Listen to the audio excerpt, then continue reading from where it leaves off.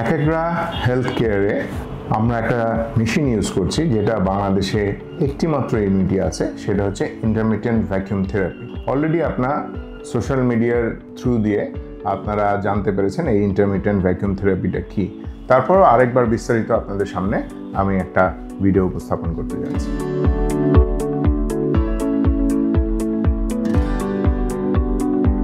আসসালামু আলাইকুম, আমি ডক্টর চৌধুরী রাশেদুল মুগনি। আমি একজন প্লাস্টিক রিকনস্ট্রাকটিভ এবং aesthetic surgeon, director medical service হিসেবে একেগ্রা হেলথে কাজ করছি। একেগ্রা হেলথ আমাদের বুন কেয়ার ইনস্টিটিউট হিসেবে পরিচিত।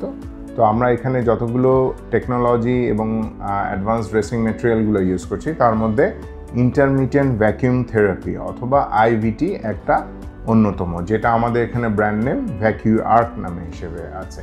তো আমরা এই ইন্টারমিটেন্ট ভ্যাকুয়াম থেরাপিটা আসলে কী জিনিস? ইন্টারমিটেন্ট ভ্যাকুয়াম থেরাপি মানে হচ্ছে ইন্টারমিটেন্ট, একবার এটা একটা পজিটিভ প্রেশার দিবে, একবার একটা নেগেটিভ প্রেশার দিবে।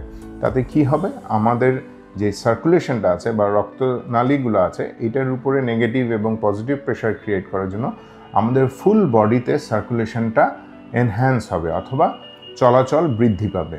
এবং এই ক্ষেত্রে কি হবে, যেসব জায়গায় রক্ত চলাচল কম আছে সেখানে বিকল্প রাস্তা তৈরি হবে, অথবা যেসব ক্যাপিলারিগুলো কলাপস হয়ে আছে সেগুলো ওপেন আপ হবে। তাতে কি সুবিধা হবে, আমাদের যেই ব্যথা রয়েছে যে সেই মেডিয়েটারগুলো খুব তাড়াতাড়ি ড্রেন হয়ে যাবে, যার জন্য ব্যথা কমে যাবে। যেখানে ইডিমা ফ্লুইড জমে আছে বা পায়ে পানি চলে আসছে, সেই পানিগুলোকে ড্রেন হয়ে যাবে। আর যেটা হচ্ছে, যেসব জায়গায় রক্ত চলাচল কম, আমরা মেনলি উন্ডের ক্ষেত্রে যেটা করে থাকি, রক্ত চলাচল কমে কিন্তু রক্ত চলাচল বাড়াচ্ছে। এখানে হয়তো কয়েকটা সেশন লাগছে, যার কারণে রক্ত চলাচলটা বেড়ে যাচ্ছে, তার ফলে এই ঘা বা ক্ষতগুলো ভরে আসছে। এছাড়া এই আইভিটির কি কাজ, যেমন আমরা যারা স্পোর্টসম্যান আছি, যারা হয়তো জিম করছে অথবা বিভিন্ন খেলাধুলা করছে, তাদের যে পারফরমেন্স বা কোনো একটা ম্যাচের আগে যে পারফরমেন্স, সেইটাকে বৃদ্ধি করার জন্য এই আইভিটি কাজ করছে।